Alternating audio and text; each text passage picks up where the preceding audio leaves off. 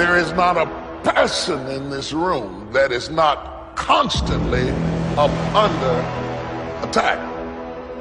No matter how blessed you've been, no matter how successful, no matter how accomplished, no matter how healthy, no matter how fruitful you are, somewhere in your life you are either being attacked or about to be attacked in some area of your life. What is it that will make it worth it for you to face the rejections? What is it that will make it worth it for you to brainstorm and not be intimidated and say, I can do this? What is it that will make it worth it for you to raise the bar on yourself and say, I got some more stuff in me? What is it that will make it for you when you want to give up? And God says, I'm going to bless you, but you've got to dress for the battle while you receive the blessing. With every blessing, there is a battle. I would venture to say the greater the blessing, the greater the battle. The enemy would not send that level of battle against you if there were not that level of blessing before you. The level of battle you face is an indication of the level of blessings that you stand to receive. No robber robs an empty house.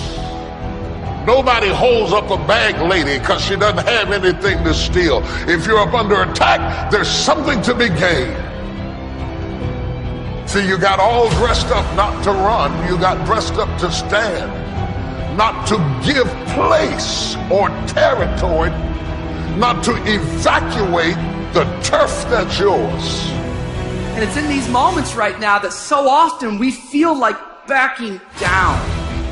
Life ain't gonna be easy. Ain't nobody gonna hand you nothing. You still gotta go to work. You still gotta compete against everybody in your industry. Life's still gonna happen while you trying to blow up. It's the obstacles in our life. It's the hardships. It's the mountains that we climb that make life worth living. But the mountain's not supposed to stop you.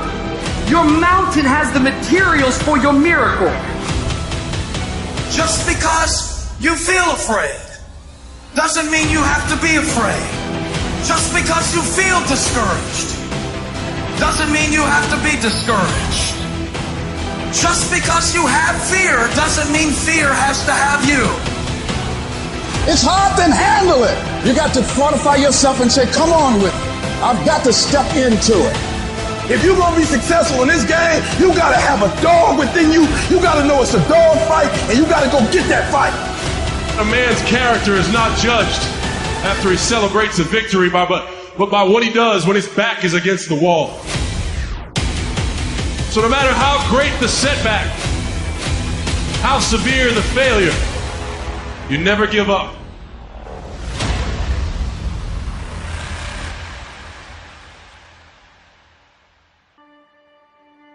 Grab and seize this opportunity like you've never seized anything in your life before to make something remarkable of it.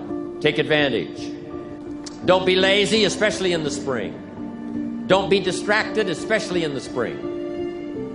You've got to take advantage of every spring that comes because there's only a handful.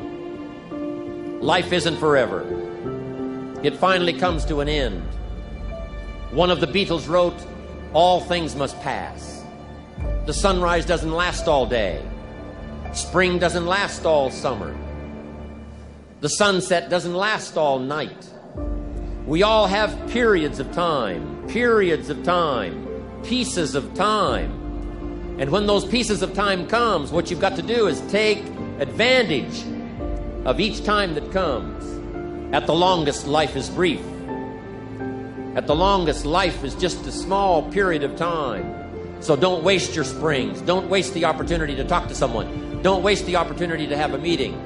Don't waste the opportunity to come to next extravaganza. Don't waste the chance. Each spring that comes, take advantage of them because there's just a few. Don't let them all pass. Take advantage. Now here's number 3. In the course of the seasons, 1 is the winter, 2 is the spring, 3 is the summer. The summer's called challenging time. In the summer, we've got 2 things going for us. 1 is opportunity, but the other is to watch out for your enemies. Nourish your values in the spring. in the summer. Like a mother, nourish the values. Distributors you've got, make sure that they get plenty of nourishment from you, plenty of training from you, plenty of understanding from you. Don't be short, don't be careless. Give them your best, like a mother would give the best to her child. Be like a mother in the summer and give the best you've got to everybody you can reach and everybody you can touch. It's called opportunity in the making. Be careful of those around you. Well, here's what you've got to understand. It's not the 13th floor that sends you your check. It's not the computer that sends you your check. Some live human being had to make it possible for that money to finally get to you. So remember, it's human beings that make our lives valuable. It's not systems, it's not numbers in the marketing, it's not computers, it's not the printout, it's not points, and it's not royalties. What makes us all rich beyond our wildest imagination is people. So be mindful of investing in the summer in every person you can possibly invest in. They will make you wealthy. Of course you struggle to remember it in your day-to-day life, because life is difficult and it's harder to do things than not to do them, and it's harder to do them well than to do them badly. You know, and it's easy to sit around and be hopeless. I don't mean it's emotionally easy, because it's not, but it's procedurally easy to be useless and to fall back into your old habits and to not discipline yourself. And it's a matter of continual practice, slow continual practice. And I think a good example of that is something like weightlifting. You know, if you start a weightlifting program, which I would recommend, by the way, because it's tremendously advantageous physically and cognitively, you're not going to really see results for a number of weeks, and then the results are rather slow, but you can get pretty decent results over a 6-month period and absolutely stellar results over a couple of years. And so you have to make sure your time frame is right and not to be too hard on yourself. And I did mention the future authoring program earlier, and one of the things I would recommend too is if you're having a hard time implementing your decisions, say your ethical decisions, that you spend a bit more time thinking them through and writing them down. And the future authoring program is really helpful for that. That's why we designed it. And so get your goals straight and continue to practice every day. And if you're not succeeding, then make your goals slightly smaller.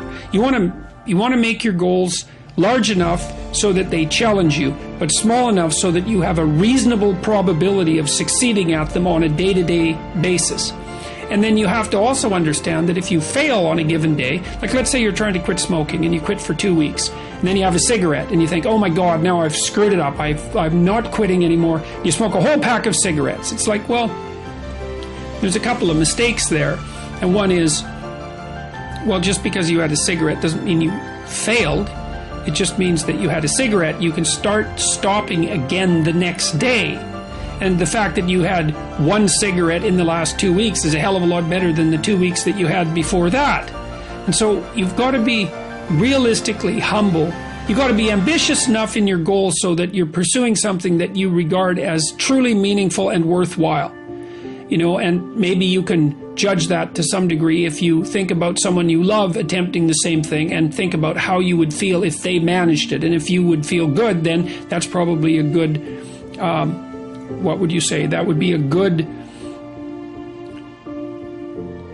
evaluation strategy to use on yourself. So you want your goals to be of sufficient nobility so that you can live with yourself properly if you're pursuing them, but you want them to be small enough so that you have a reasonable probability of implementing them. If you're having a discussion with someone and they're talking about things that don't have those characteristics, right, that they haven't made personal, then the conversation is almost never interesting.